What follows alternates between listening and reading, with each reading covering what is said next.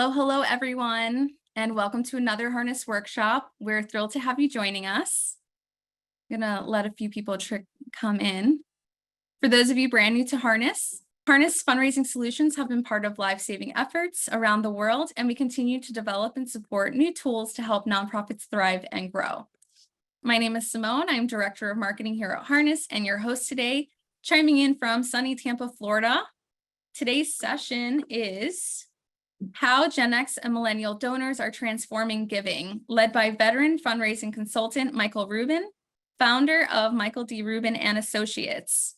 A little bit about Michael. With nearly 40 years of experience as a nonprofit fundraising professional, Michael Rubin brings a wealth of capabilities, perspective, and insight into every consulting engagement.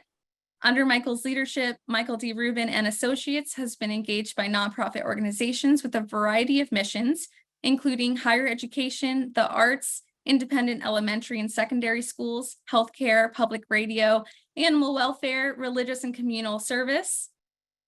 Michael's leadership style inspires a hand-on approach within the organization, coupling measurable outcomes with a creative flair.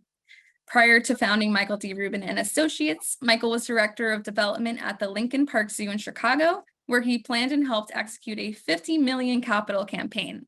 He was also responsible for a broad range of fundraising functions at Rush University Medical Center and Advocate Lutheran General Hospital in Chicago. Okay, so without further ado, I'd like to welcome Michael to the stage. Michael, glad to have you here. Thank you. Simone, hang on just a second. There we go. And I'll get the video on. Okay. Are we good? I got to see screen. You want to share your screen?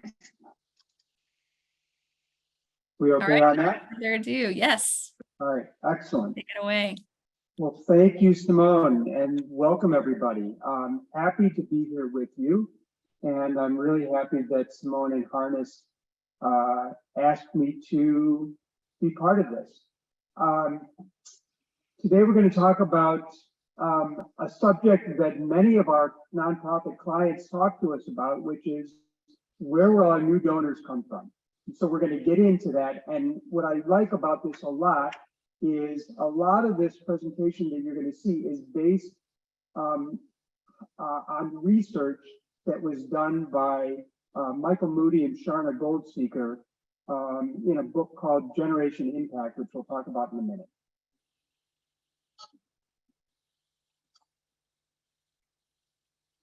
Okay, here we go.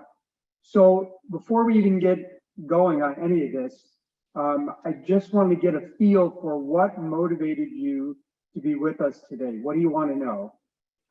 So Simone has pulled up a poll. If you can respond, just choose one, about what your motivation is for being with us today. And maybe we can get a sense of the audience and what you want to learn, because that's most important. We'll give people maybe 30 seconds on this and keep it moving.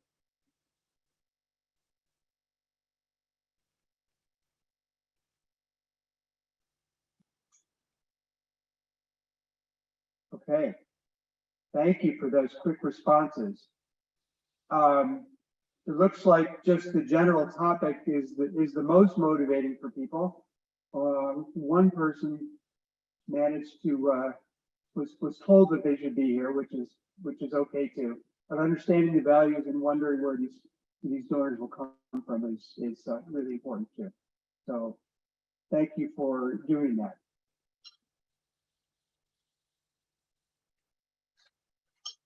Okay, so just a little introduction here. Many people I've talked to wonder the same thing. How do we engage these younger donors?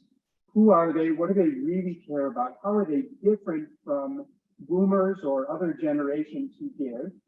And maybe most important, are they going to be generous and will it be worth our time? That's always what development people and nonprofit CEOs and executive directors ask is, if we spend our time with these folks, will it pay off in some way? And I think the answer is going to be yes.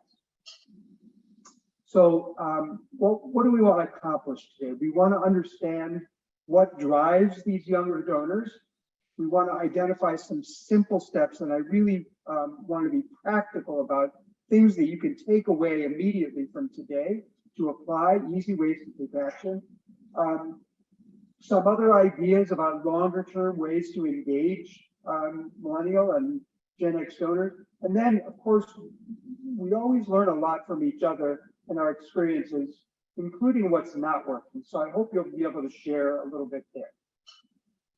Okay, I won't spend very much time here since Simone gave a bigger introduction. I've been in the field for almost 40 years. It's actually my second career.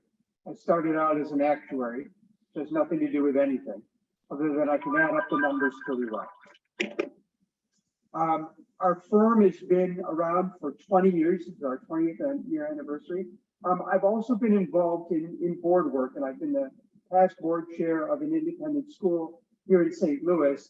And I was kind of in the eye of the hurricane when we merged two schools together. So it was an incredibly powerful and ridiculously crazy experience, but I learned an awful lot. I'm also pursuing my ICF accreditation, that's International Coaching Federation accreditation, in the next few months. I've gone through the training and I'm almost there. We could talk more about that some other time. So a little bit about what we know, first of all, about Gen Xers and Millennials and why it's significant. So about 9 years ago, Michael Moody and Sharna Goldseker did a lot of research, and I'll give you the details on it later, about NextGen donors. Their conclusions are that they're the most significant philanthropists ever because of their numbers and because of the way they think about giving. They will transform philanthropy. Just keep in mind that there's going to be almost 60 trillion with a T, $1 trillion generational transfer of funds through inheritance and other means over the next 40 years. That includes giving of $27 trillion. These donors are driven by their values. They're not going to completely throw everything that their parents did out the window, but other causes will rise in importance. And I'll take you through the details of that shortly. By the way, this is their book. I'm not, there's nothing in it for me by promoting their book, other than I think they did a really great job. And I encourage you, if you're interested in this topic, to go ahead and get a copy. Okay, let's talk a little bit about Gen X first. So these are folks who are now age 42 to 57, known as the forgotten generation. They've been influenced by major events in our society like Watergate and the AIDS crisis and a high divorce rate. 66 million of them, about 15 or 16% of all giving is through this constituency, and they have the highest share of volunteering of any segment, which is significant. They tend to be distrustful of more traditional organizations. They want to make lasting change and they want to make an impact. They tend to roll up their sleeves and really work on the solutions themselves. And that's really, really important to them. A little bit about millennials. These are people who were born from 81 to 97, so ages 25 to 41. I can't believe we have millennials who are over 40 now. You see the names that you all hear influenced by things like 9/11, the Oklahoma City bombing, Hurricane Katrina, 75 million people, a little lower percent of giving here, and a little lower percent of people who volunteer their time. Millennials tend to be more socially conscious, highly networked, as you're probably all aware, and they like to harness the power of those networks, and think about things like,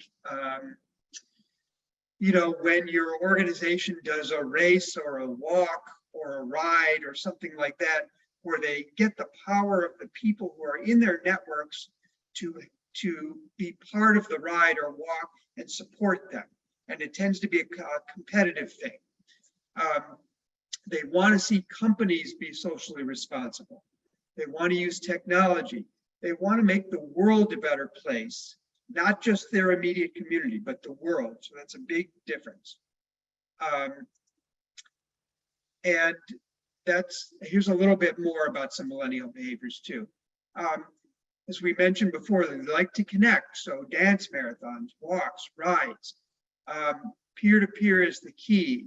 You want to be able to give them ownership and show them impact, and not just once a year, but on a regular basis throughout the year. Use all kinds of different media, not just one or two. They want to solve problems and they want it to be part of their cause, which can be challenging. Okay, here's a little bit more about Moody and Goldseker's research. This may be a little bit hard to read, so I'll try to interpret this for you. Goldseker and Moody surveyed over 300 people. Now it's about 9 or 10 years old. They did personal interviews with many and wider survey interviews with the others. In order to be part of this study, they had to meet at least one of these criteria. You had to be personal net worth of $500,000 or more, personal income of $100,000 or more. They had to give at least $5,000 a year personally. Family giving could be $10,000 or more, and they could have endowed family assets that they give away of $500,000 or more. It doesn't mean they give it all away. That means it sits in a fund, earns interest, and they would tend to give away whatever is earned or generated each year. Most of these participants were married with no children. About 2/3 were women, about half and half Gen X and Millennial.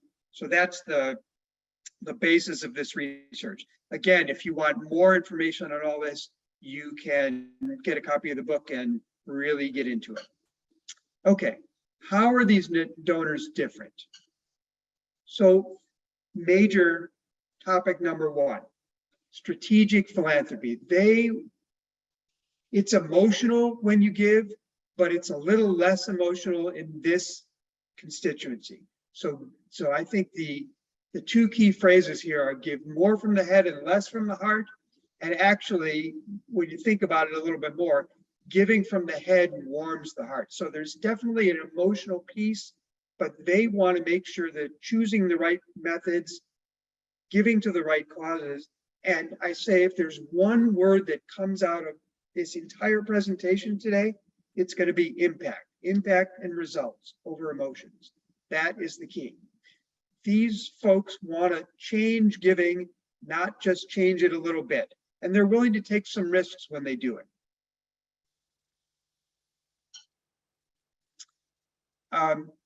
Who do Millennial and Gen X donors give to? They're going to give to similar causes, 2/3 of them, but in a little bit different ways.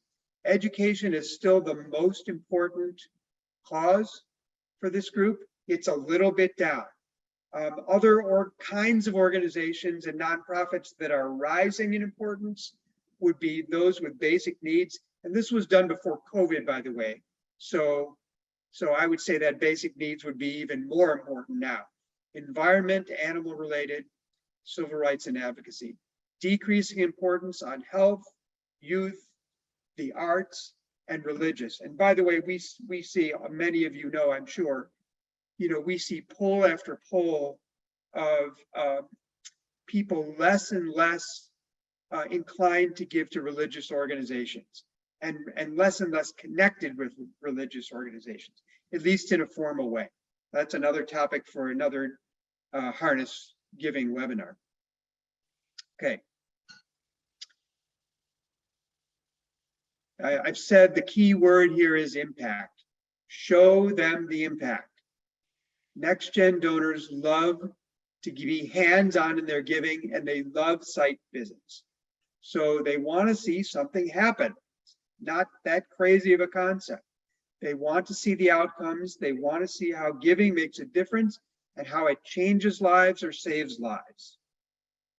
They want to see it upfront and face-to-face, and they want to see those results and the ability to really make a difference. That's the key. Here are some dislikes from NextGen donors.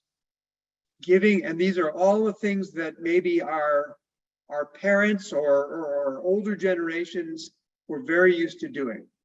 Giving to gain social status, to get their name up on a donor wall, or have that recognition. They generally don't care about that as much. You know, giving out of obligation. So if somebody, we call it retaliatory giving sometimes, giving out of obligation, or if somebody asks me for a gift, I'm going to have to, or if I make a gift, then I'm going to have to ask them back for my cause. Not so much anymore. All of the campaign progress bars that we see all the time, these campaign giving thermometers, we call them, they don't really care about it so much. So it's not just the excitement of getting to the goal, but what difference are you making with these funds? The focus only on cash gifts, but not on other things, not on impact and results, and not on other ways of giving, including voluntary time, which we'll get into a little bit later. So if you think of your NextGen donors as just cash machines, as ATMs, they hate that. They really don't want it. They actually value other skills and assets as well as just making a cash gift. Okay, how do we define impact, or how do they define impact? So here are some quotes that I think from some of the interviews that I think will be really helpful because they illustrate the point really well. We want to be on the ground and we want to help solve problems.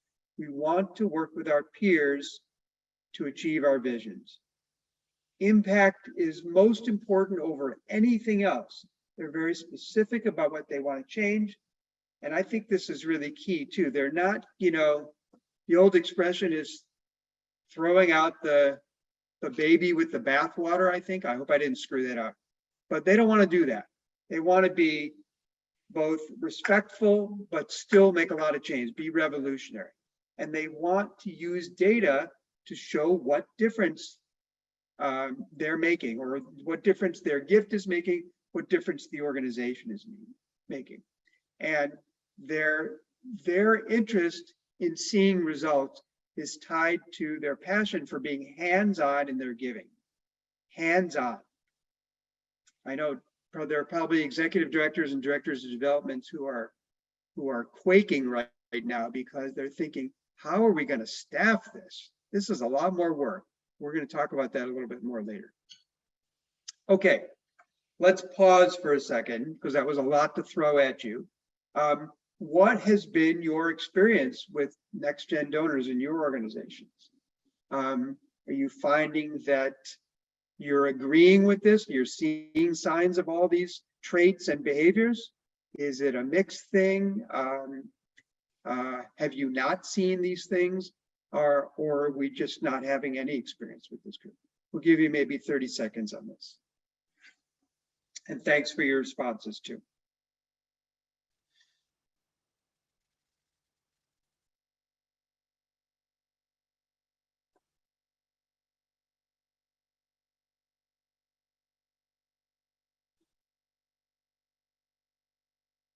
Okay, thank you for those that participated. Sounds like in general you're seeing a lot of these behaviors and traits, maybe a little bit in between, and some people just haven't had the experience, so that's fine. Okay, thank you. So what does all this mean for all of you who are in the trenches working with nonprofits? We're going to explore that right now. I think. There we go. Okay. So what does this mean? So first of all, with this group, don't ask them for a gift right away the first time you see them. And that, in some organizations, you know, that happens a lot. That's the culture, but you will probably get rejected. So first of all, they consider giving money, giving time, and giving skills all equal assets. It's a really important thing to remember. It doesn't help the bottom line of your organization in the short run, but in the long run, I think that if you remember this, you will benefit, and the organization will be the beneficiary of people's generosity. Offer them meaningful engagement. So that could be on the board, even if you think they might not be ready, committee experiences, or other kinds of volunteer positions that are meaningful. Show them the value of what you do, of your nonprofit, and how they can connect to solve the problems that you're dealing with. Maybe you can get their best thinking to help you come up with better solutions, better programs.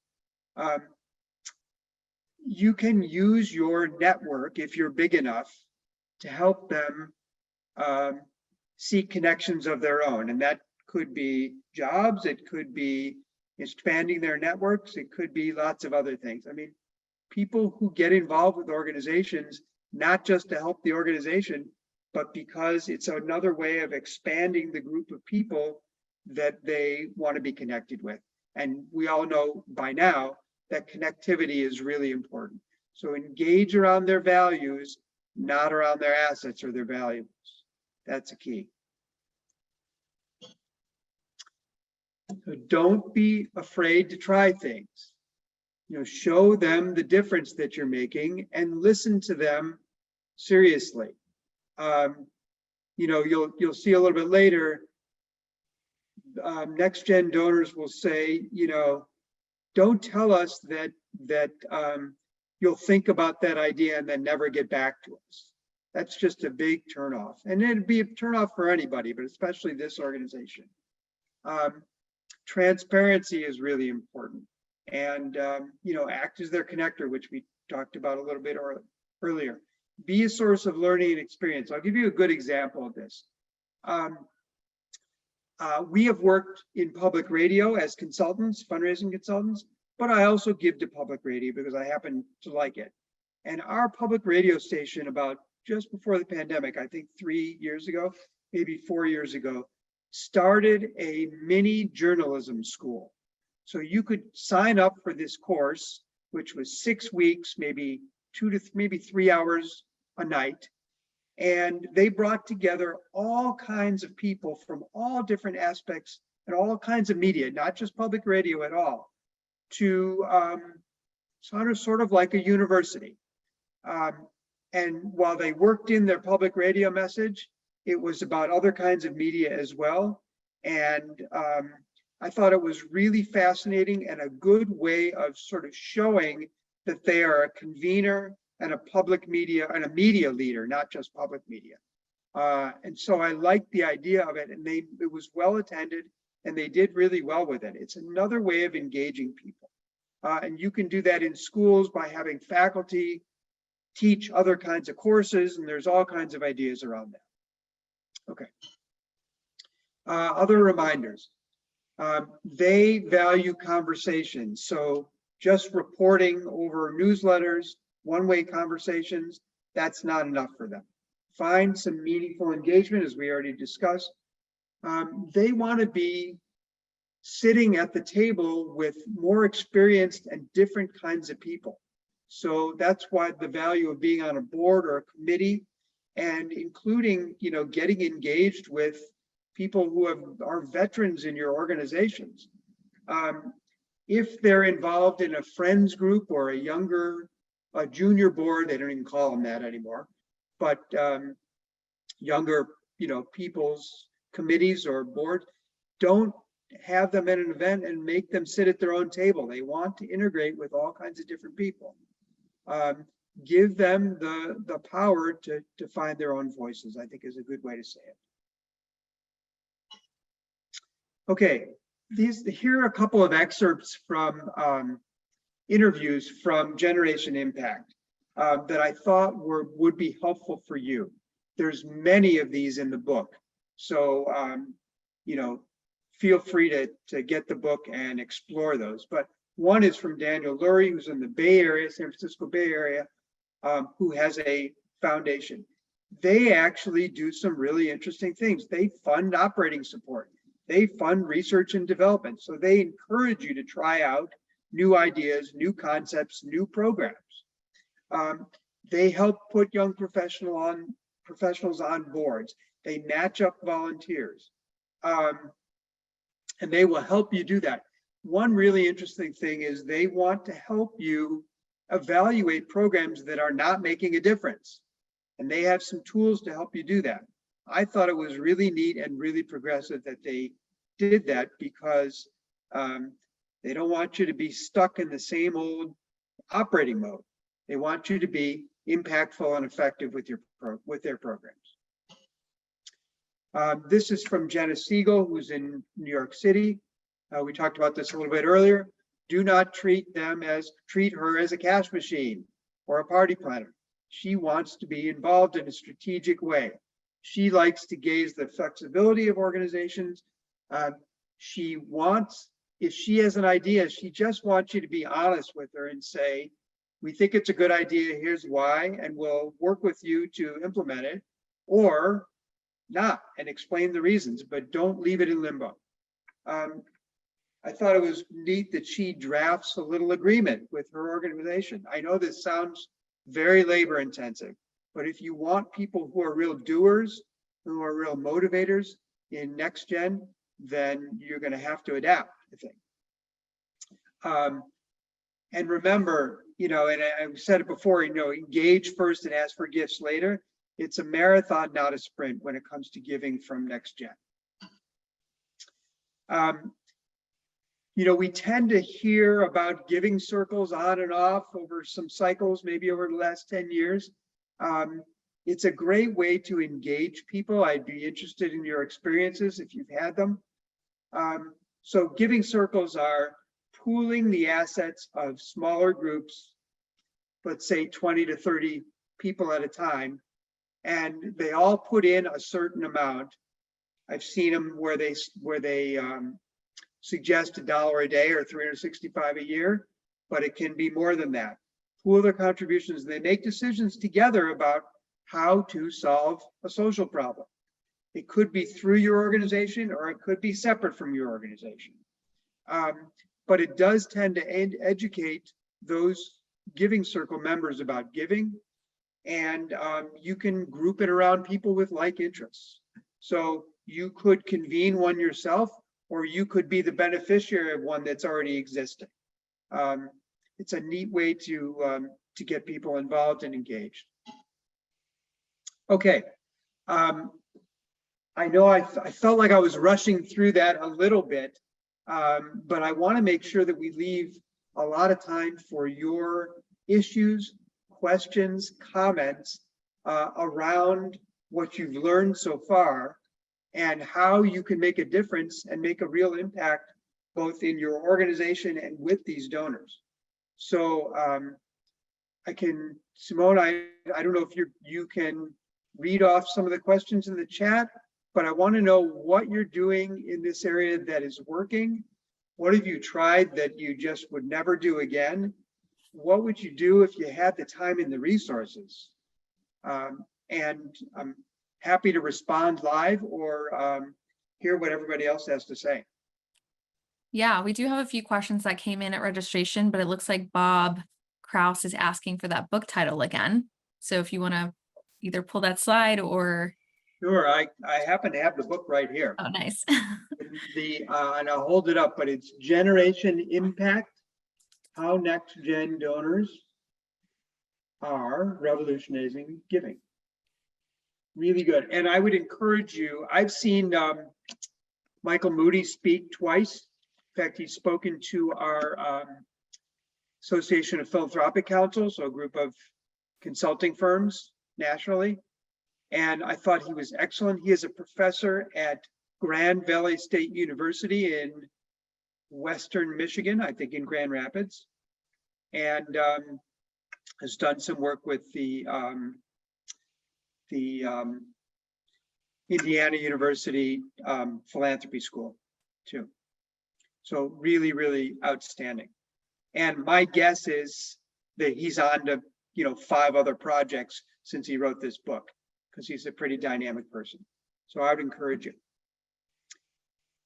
Yeah, so Michael shared on the screen a few prompt questions if you guys want to share what you're doing, what's working. I'll go ahead and ask the questions that came in. So we have Johnny from Alliance for Positive Health. He asks how to acquire GenX/Millennial organically and the best time to engage them each week/time. So if you have any examples or any specifics from your experience, Michael, let us know. Yeah, boy, that's going to vary so much between, from organization to organization. But I would think, it depends on the nature of what your organization is doing. But if you've got programs or educational programs that are specifically designed to, engage or educate younger donors, that would be a great way to bring them in. Even things like if you're organizing races or rides or that kind of thing, things that Harness Giving tends to get involved in, where younger people or millennials and Gen Xers would tend to be involved. Make sure you include educational or mission components in those programs. So it's not enough just to have them do the ride, but you want them to understand, especially this group who combines purpose with cause all the time. You want them to understand what they're doing, why they're doing it, and how their network, not just their giving, is going to make a difference. So, it's like we always say to organizations with when they have board meetings, at every board meeting, you should be doing a mission moment. You should be spending 5 or 10 minutes on some aspect of what you're doing and how it makes a difference. Because you know what? It gets people excited about being involved in your organization if they can see what you're doing and what the impact is. And especially in this group, impact is everything. So I hope that gave you at least some ideas. And by the way, I'm happy to talk offline about when we're done. I have contact information here, and Simone has provided that too. But happy to talk to you in a little more detail about that at some point if you'd like, and learn more about what you're doing. Yeah, I'm nodding because as a millennial myself, I'm agreeing with everything. Spot on. So we have Beth. I'm going to actually see if I can put this on the screen.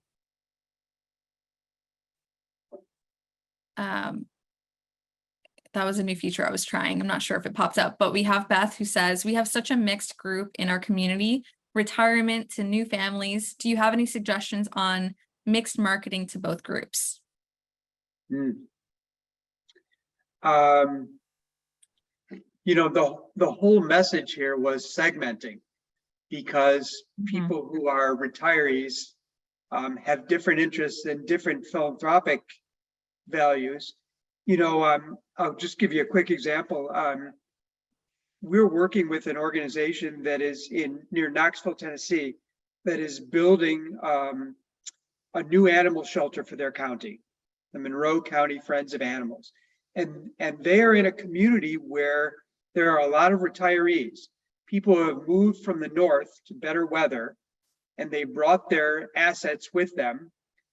And they told us this morning that these people love getting direct mail, like actual pieces of mail in the mail with their name on it, which would be very different way of getting to people than, engaging them in a walk or a race or a competition or a polar bear swim or something. I'm not saying that every millennial wants to be in an event, but they want to make use of their networks and they want to be connected. So, the whole message here is that younger donors have different values than retirees or boomers. Or so I think I would, I mean, it's okay to, get a general message out there, but you could say, for more information about how we're making a difference or how we're making an impact with X, Y, and Z, email, text, contact, look at our social media, whatever, because that's going to be a better thing for younger donors than sending a direct mail piece out to them, the communication. Yeah, absolutely. And as a marketer myself, I'll piggyback on the segmenting and how important it is, because even when you open an email and you see that it's something not relevant to you, you immediately unsubscribe or close it, delete it. And even scrolling on Facebook, just how quickly you're willing to scroll and not even pay attention when it's not relevant to you. Yeah. And I'll tell you another just very quick story. This is related to the animal shelter too. We do campaign newsletters all the time, usually e-newsletters now, not on paper. Just on a monthly basis, say, here's what's going on in our campaign, here's how we're making a difference, here's something about why I gave.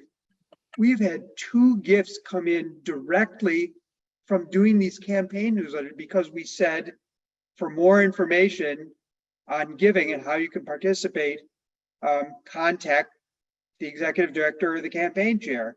We've had 2 gifts come in that way for the first 2 newsletters. It's like, I've been doing this for 40 years. You just don't see that happen very much. So I don't know what that says. I think maybe it's a little bit of an older community. Younger donors would say, I'm not doing that until you show me what difference you're making. Absolutely. So it is a little different. Yeah, so I'm going to close that one. We have a question from Ben. He says, what are some of the best ways to initially reach GenXers and Millennials? Yeah, I think it's along the lines of what we talked about. I would be, certainly all of your communications about mission and impact are critical over, various platforms. So social media especially. And if you can say, here's how we're making a difference, but we can't do it without you being a volunteer or being on this committee or making it happen to spread the mission, I would do it that way. And I think it's got to be multimedia, because that's what Goldseker and Moody were finding. You can't just do it on your website. You got to do it repeat the message in a few different places. So I would do that. And, any way that you can get people to take advantage of their power of connectivity and networking, I think is the other thing that we're hearing. Anything that you can do to help them marshal their network and their friends, I think would be really make a difference. Yeah, and I actually just shared an article as well, knowing this topic was going to be a really popular one, just platform breakdown of where Gen Zs spend more of their time versus millennials. So Michael, I shared that in the chat as well, but might be helpful for you guys who are trying to pinpoint which platform to spend more time on and how to target. Okay, so we have a question from Paula Moody. Speaking of Moody, are Gen X and Millennials typically quote unquote repeat donors? Well, look, retaining donors that's a whole webinar. That's probably 5 webinars. But look, if there's a couple of things that we should remind ourselves of. One is, it isn't enough to report to people once a year. So if you've made a gift, you want to thank them promptly and thank them warmly and tell them how their gift is being used. It's really basic fundraising 101 stuff, but a lot of organizations forget the basics. So thank them promptly, thank them warmly, tell them how their gift is being used. That goes a long way, first of all. And second of all, impact. So how does their gift and how do lots of other gifts make a difference? Can you think of an example where we raised X amount of money, it was applied to this program, and this happened? We've worked with some independent schools and charter schools in the past. In charter schools, especially when they're inner city schools, tell them what the graduation rates are. Really be very specific about how their gift got tied to people being successful in some way. And that's, whatever their measures of success are. So don't wait a whole year to do it. And we're living in a society of short attention spans. So these don't have to be long communications. You can do a photo and 3 sentences and a quote from somebody, and you're done. And do it once a month. So nobody has the attention span to read through 20-page annual reports anymore. I mean, I suppose some people are doing it, but this group doesn't care so much. The frequency and the impact of the communication and the giving is the critical thing. Yeah, so Paula, if that fully answered, I will close that question out as well. We still have about 10 more minutes. If anybody has any questions, feel free to send those in. I think there was a lot of stats and a lot of good information in this presentation. So I know we've had a few people ask for slides, but I will actually let Michael reach out to you and share those with you directly. We have a question just came in from Grace. What is the impact today of direct mail?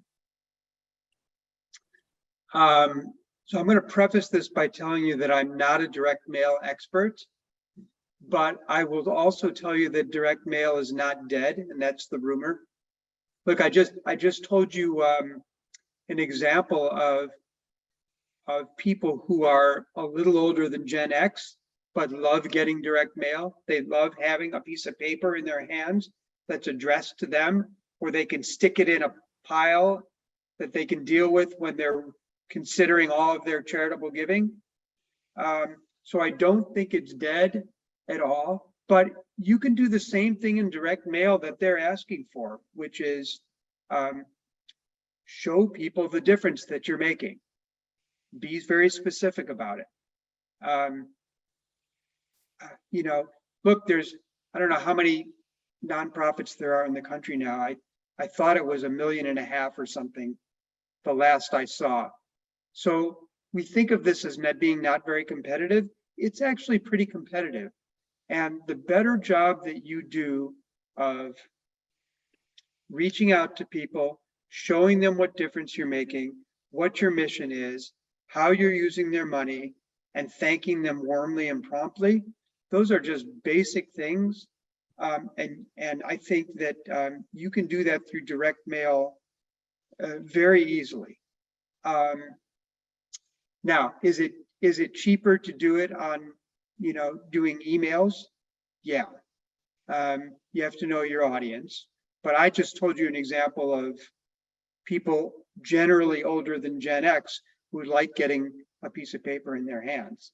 So I don't know what to tell you on that one, but those are my thoughts. No, it's not dead. She actually said, we go back and forth. We feel sometimes emails get lost in the inbox, but direct mail is more costly for us and for us as a small org. So basically, you could do it. Sounds like you're doing a little experimenting anyway, but you could experiment even with segments, and the other thing I don't know, I would talk to a mailing house about this too, because they have evolved a lot as well, and it is definitely not dead. So those are the people who are the real experts on this, and of course they're going to try to sell you stuff that promotes direct mail. So just take it with a grain of salt, but that's okay. All right, looks like we have our last question. We have Judy.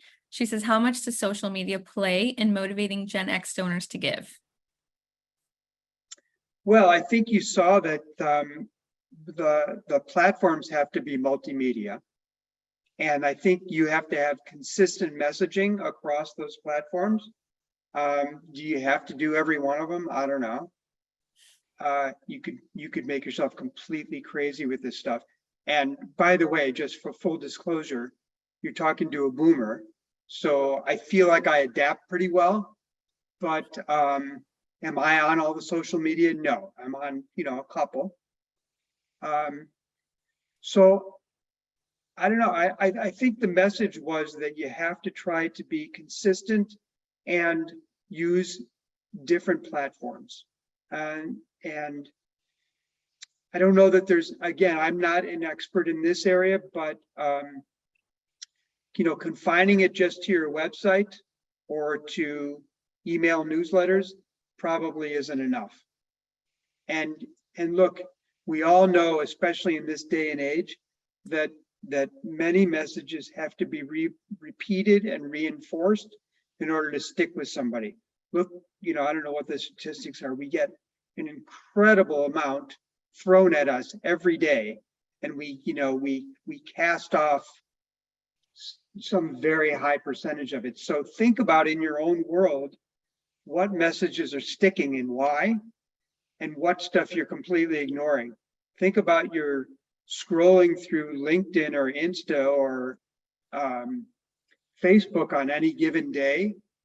You're like 3 seconds to, not even, probably 0.3 of a second to capture people's attention. So what will do it? A picture, a video, something where you make an input, but pay more attention to what sticks with you and why, because that could be a good sign. I don't know. I try to do that all the time. Yeah, I'll also piggyback because this is my field as well. And I always think it's really interesting because there are stats, and thank you, Ben, for pointing out that there's no TikTok on the article I shared, but that can be a whole 5 webinars just talking about Right. the influence. It probably should be. Yes, Instagram and TikTok have on influencing sales, right? Which can correlate directly to donations if used correctly. So that coming soon, we will have some good content. I'm sure Michael can also answer questions based off of his own experience. I also will tell you, by the way, there are people who ask us about doing appeals, let's say on Facebook, which is okay to do, but I don't think you capture the donor information through Facebook if they're making gifts that way. And you want to be able to capture that donor, that contact information, at least email, but it helps to have snail mail addresses too, for lots of reasons. So, again, I get some social media experts who are better schooled in that stuff, but capturing that donor information for your list. Look, you want to engage them and ask later. So, these are lifelong, hopefully lifelong relationships that you're building and growing. So the first gift is only the beginning of a long relationship. So you want to try to get that information so you can continue to build.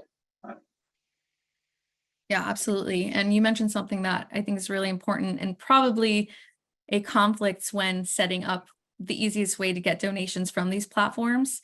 So Facebook donation platforms, we could always have a whole other session on this as well, where it's easy to collect, but like Michael said, you then don't collect follow-up information, context for the ask again, right? You just have to keep posting and hope that people will donate again. And, not to plug Harness because I don't use these for that, but that is the difference between using a platform like Harness, where you drive them to that donation, where you can potentially upsell them with that smart ask to do the roundups, to do the monthly, to you get them in your system and follow up with text message, right? So that's why a platform like that is helpful. And I know we have customers on the line, we have some non-customers, but just understanding, even Linktree, I think that's why that got so popular, where you can have those different links from those different platforms and show them all the different things that your nonprofit can do and promote your blog and promote the donation page. And like I said, I can go on, but it's an interesting and important point that you bring up.